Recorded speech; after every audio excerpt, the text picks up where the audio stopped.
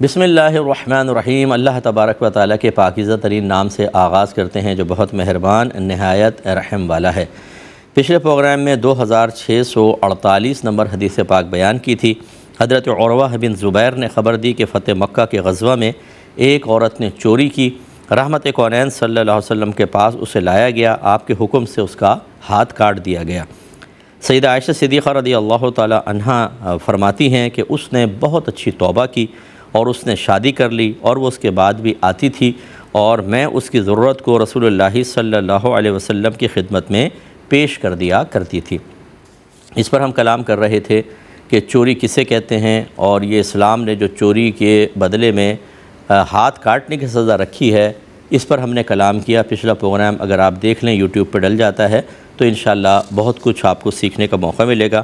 تو ہم تھوڑا سا آگے چلتے ہیں۔ سیدہ عائشہ کہتی ہیں اس نے بہت اچھی توبہ کی، یعنی اس نے اپنے آپ کو گویا کہ حد جاری کرنے پر پیش کیا، وہ حد جاری ہو گئی، وہ توبہ کر لی اس نے، تو اس کا مطلب ہے کہ پھر وہ گناہوں سے پاک و صاف ہو گئی۔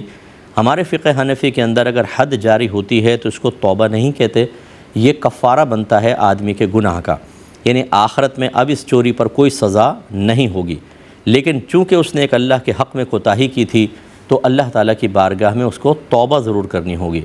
توبہ کا مطلب ہوتا ہے کہ سابقہ زندگی میں کیے گئے کسی بھی گناہ پر انسان صحیح ندامت اور شرمندگی محسوس کرے، پھر اللہ تبارک و تعالیٰ کے فقط اللہ کے خوف کی وجہ سے یہ ارادہ کرے کہ یہ گناہ آئندہ میں کبھی نہیں کروں گا۔ جب وہ یہ ارادہ کر لے گا تو یہ گناہ اس کا بالکل معاف ہوگا۔ تو حد کا اجرا فقہ حنفی کے روشنی میں آدمی کے گناہ کا کفارہ بنتا ہے، اور اللہ کی بارگاہ میں گرفت سے بچنے کے لیے کہ آخرت میں اس کی بالکل گرفت نہ ہو، اس کو توبہ الگ سے کرنی ہوگی۔ تو کہتی ہیں اس کے بعد اس نے شادی کی اور پھر وہ آتی تھی اور میں سرکار کی بارگاہ میں اس کی ضرورت پیش کر دیا کرتی تھی۔ اس کا مطلب یہ ہے کہ جب انسان چوری سے کسی بھی گناہ سے توبہ کر لے تو پھر یہ نہیں کرنا ہے کہ ہم اس پہ ٹونٹنگ کریں، پھر ہم اس کو حقیر سمجھیں، پھر اس کو اپنی صحبت میں بیٹھنے کے قابل نہ سمجھیں۔ یہ بڑا غلط رویہ ہوتا ہے ہمارے معاشرے میں کہ اگر کسی کا گناہ ظاہر ہو جائے، مثلا کسی نے زنا کر لیا، کوئی کسی عورت کے ساتھ پکڑا گیا، کوئی عورت غلط کام کرتے ہوئے پکڑی گئی، تو اس کے بعد اس کا معاشرے میں جینا حرام ہے۔ ٹھیک ہے، یہ غلط کام ہے اور بالکل نہیں ہونا چاہیے، اور شرعی لحاظ سے قانونی اعتبار سے سزا کا اجرا بھی ہونا چاہیے، لیکن کیا اس کے بعد ایک شخص سے ہم اس کے جینے کا یا عزت کے ساتھ جینے کا حق سلب کر سکتے ہیں؟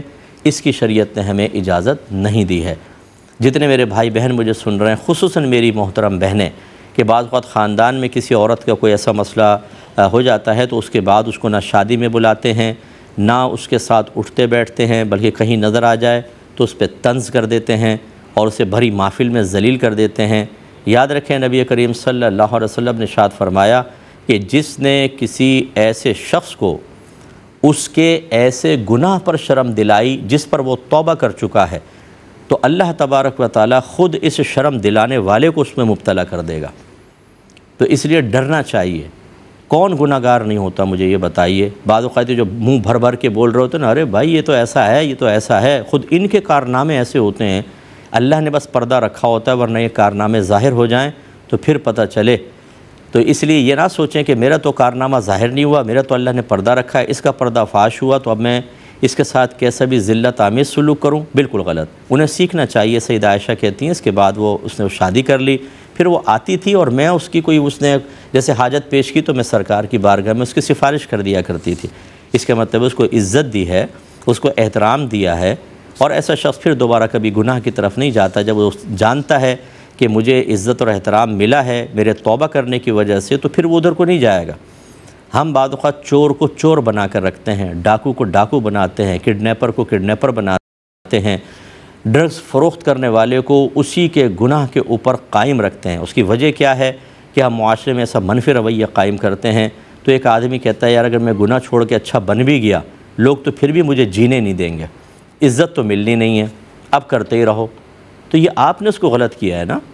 اگر کوئی عورت کوئی خراب قسم کا پیشہ کرتی ہے، بالکل غلط کرتی ہے، لیکن وہ کیوں توبہ کر کے اس طرف نہیں آتی؟ کتنی عورتوں کے آپ دیکھ لیجئے، یہ آپ کو اس طرح کی معاملات ملیں گے کہ وہ کہتی ہیں کہ اب نہ خاندان میں ہمیں کوئی قبول کرے گا، نہ لوگ قبول کریں گے، اور ہر طرف طنز اور دیگر چیزیں ہوں گی تو وہ اسی گندگی کے اندر پھر زندگی گزارنے پر مجبور ہوتی ہیں۔ یہ غلط رویہ ہے۔ ہاں، ایک شخص کو آپ موقع دیں، اسپیس دیں، وہ توبہ کرے، اچھا ہے، گناہوں کی دلدل سے باہر نکلے۔ چلے، میں یہ نہیں کہتا ہوں کہ آپ اسے، سب لوگ جانتے ہیں اگر یہ اس طرح کا تو اس کو بھری محفل میں بلا لیں، کہ لوگ بعض اوقات تنفر محسوس کرتے ہیں، نفرت محسوس کرتے ہیں، لیکن اکیلے میں یا ویسے ہی کبھی گھر میں کوئی آ گیا تو اس سے ایسا حقارت والا سلوک تو نہ کریں کہ جس کی بنا پر، جبکہ وہ تائب ہو چکا ہو، یہ میں کہہ رہا ہوں، جبکہ تائب ہو چکا ہو۔ اگر ابھی گناہ جاری ہے تو پھر تو بالکل ملنا بھی منع ہے، قطع تعلق کر لیں، لیکن اگر وہ تائب ہو چکا ہے تو یہ حقارت والا سلوک نہ کریں، کیونکہ اگر آپ اس کے ساتھ نہیں کرتے، بہرحال کسی اور کے ساتھ کر رہے ہیں، ایسے لوگ جب دیکھتے ہیں وہ کہتے ہیں یار اپنی بھی کوئی عزت نہیں رہے گی، آئیں گے نا تو یہی حال ہوگا، تو شیطان کہتا ہے کہ پھر تم اسی گناہ کے اندر لگے رہو۔ یہ غلط چیز ہوتی ہے، ایسا ہرگز نہیں کرنا چاہیے۔ ہماری والدہ سیدہ عائشہ صدیقہ رضی اللہ تعالی عنہا نے ایک بہترین اس حدیث میں ہمیں سبق دیا۔ یہ دیکھیں، یہ جو اب اس کی تھوڑی اور شرح سمجھ لیں، یہ جو عورت تھی، علامہ بدر الدین عینی رحمۃ اللہ علیہ نے عمدۃ القاری میں بیان فرمایا کہ جس عورت نے چوری کی تھی اس کا نام فاطمہ بنت اسود ہے۔ جب نبی کریم صلی اللہ علیہ وسلم کے سامنے اس کی چوری اپنی شرائط کے ساتھ ثابت ہو گئی تو آپ نے اس کا ہاتھ کاٹنے کا حکم دیا تھا۔ اور ایک روایت میں آتا ہے کہ صحابہ نے کہا کہ یہ بڑے خاندان سے تعلق رکھتی ہے، تو حضرت اسامہ چونکہ نبی کریم صلی اللہ علیہ وسلم کی بارگاہ میں بہت چہیتے تھے، آپ کی سرکار آپ سے بڑی شفقت فرماتے تھے، تو سوچا کہ حضرت اسامہ سے سفارش کروا دیتے ہیں کہ کم از کم اس کا ہاتھ نہ کاٹیں، ویسی کوئی سزا جاری کر دیں۔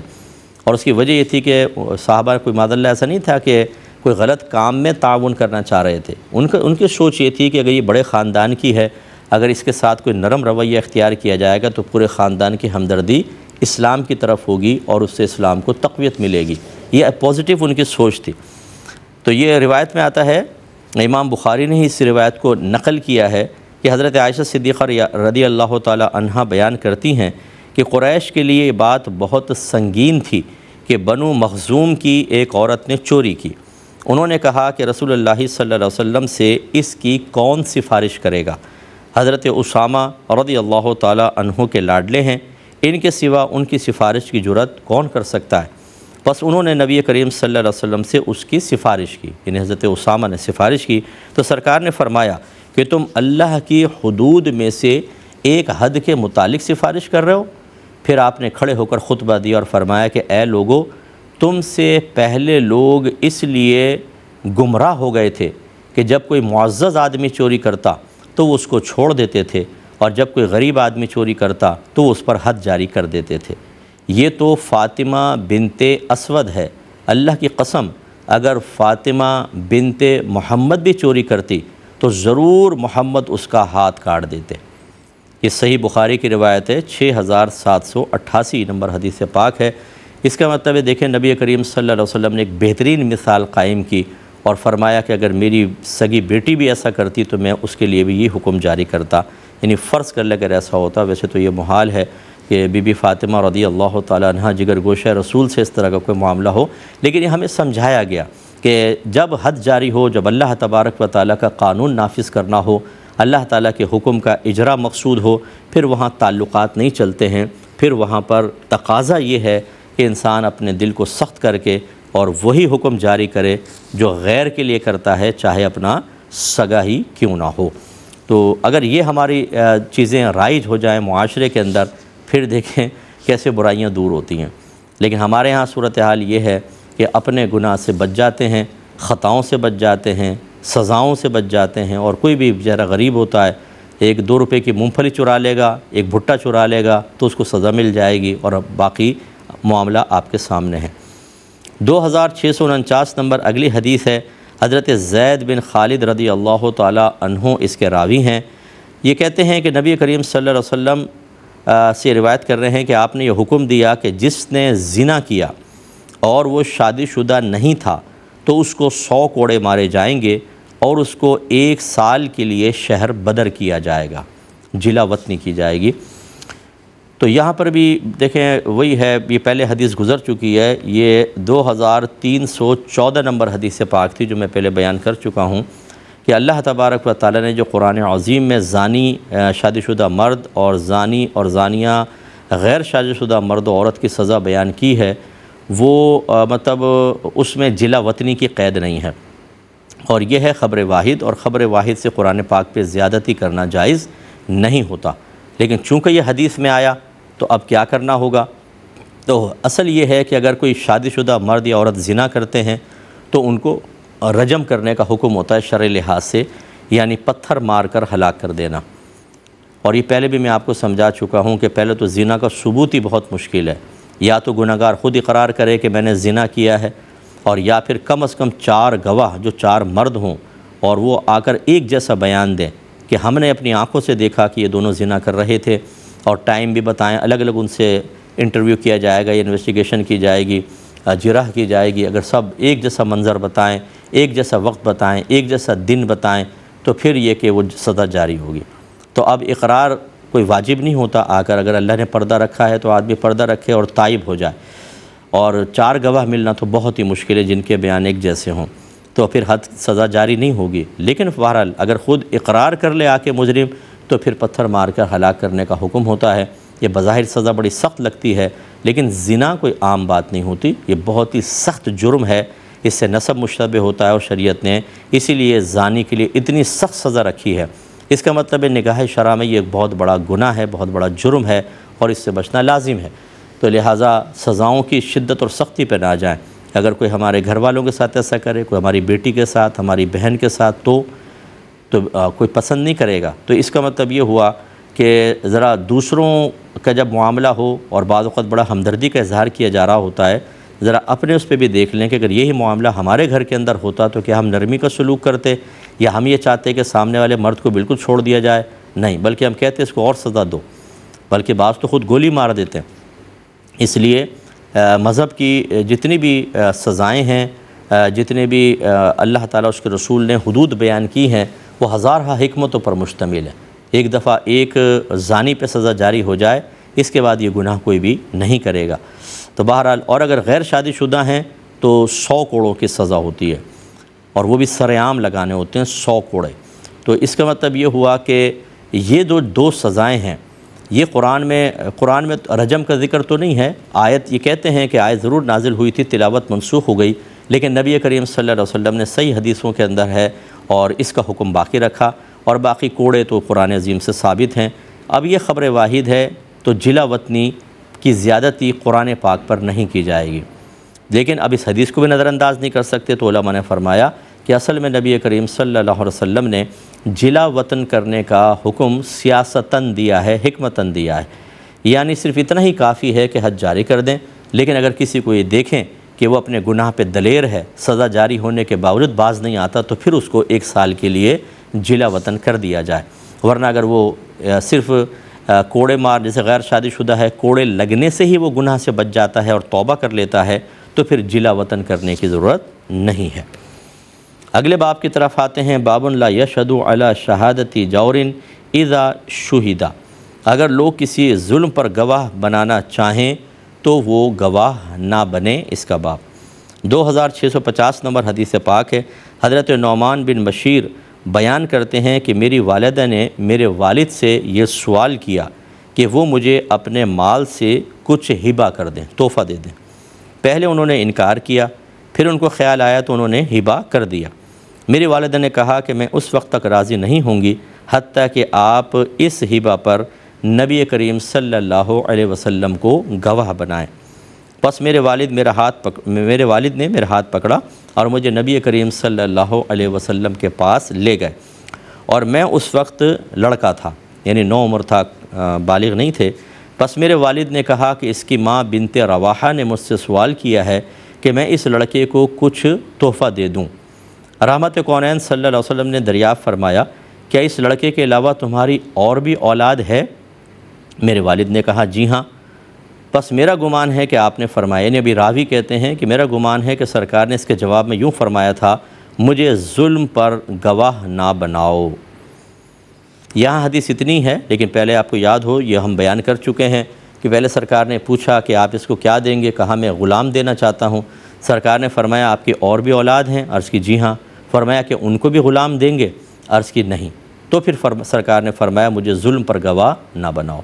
اس کا مطلب ہے کہ ظلم کی صورت کیا بن رہی ہے کہ اپنی ایک اولاد کو کچھ دینا اور دوسری اولاد کو بالکل یا محروم کر دینا، یہ شرعاً جائز نہیں ہوتا۔ یہ پہلے بھی کتاب الہبہ کے اندر ہماری بات گزر چکی ہے، یہ ذہن میں ایک دفعہ اعادہ کر دیتا ہوں کچھ مسائل کا، کہ اگر ماں باپ اپنی زندگی میں اپنی اولاد کو کچھ دینا چاہیں تو یہ ان کی مرضی ہے، اور نہ دینا چاہیں تو کچھ بھی نہ دیں۔ اولاد مطالبے کا حق نہیں رکھتی۔ وہ بچے ذرا غور سے سنیں، یہ جو ارادہ رکھے ہوئے ہیں یا مطالبہ کر رہے ہیں، بعض بچے کہتے ہیں جی ہماری وراثت ابھی ہمیں دے دیں، بس یہ ہمارا حق ہے۔ نہیں، آپ کا حق تو بنتا ہی نہیں ہے ماں باپ کے مال پر۔ یہ اس وقت بنتا ہے جب والدہ فوت ہوں گی تو ان کے مال پر آپ کا حق بنے گا، یا والد صاحب فوت ہوں گے تب ان کے مال سے آپ کا حق وابستہ ہوگا۔ جب تک ماں باپ زندہ ہیں ان کے مال میں آپ کا کوئی حق نہیں ہے۔ ہاں، اگر وہ اپنی مرضی سے دینا چاہیں تو الگ بات ہے۔ دوسری بات یہ ہے کہ جب ماں باپ اپنی زندگی میں اپنے اولاد کو کچھ دینا چاہیں تو افضل صورت یہ ہے کہ سب بچوں کو برابر برابر دیں، اس میں لڑکا لڑکی کی کوئی تمیز نہیں ہے۔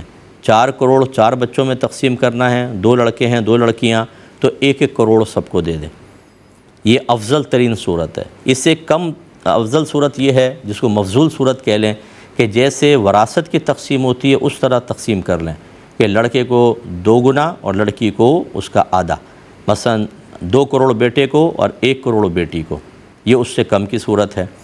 تیسرا یہ ہوتا ہے کہ کسی دینی فضیلت کی وجہ سے ایک بچے کو دوسرے پر فوقیت دے سکتے ہیں، جیسے ایک بیٹا عالم دین ہے یا بہت ہی خدمت گزار ہے، اطاعت گزار ہے، دوسرا نافرمان ہے، غیر عالم ہے، تو اس کو زیادہ دے دیا، اس کو کم، یہ بالکل چلے گا، اس میں کوئی مسئلہ نہیں ہے۔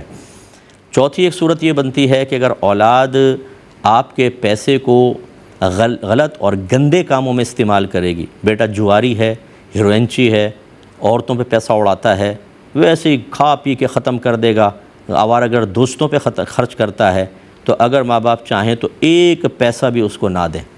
ایسی صورت میں بالکل گناہ گار نہیں ہوں گے، کیونکہ اس نے خود اپنے آپ کو اس محرومی پر پیش کیا ہے۔ تو یہ تھوڑا سا ذہن میں رکھیں۔ اللہ تعالیٰ سے دعا ہے کہ رب کریم ہم نے جو کچھ سنا اس پر عمل کرنے سمجھنے کی توفیق عطا فرمائے، آمین۔ وآخر دعوانا ان الحمد للہ رب العالمین۔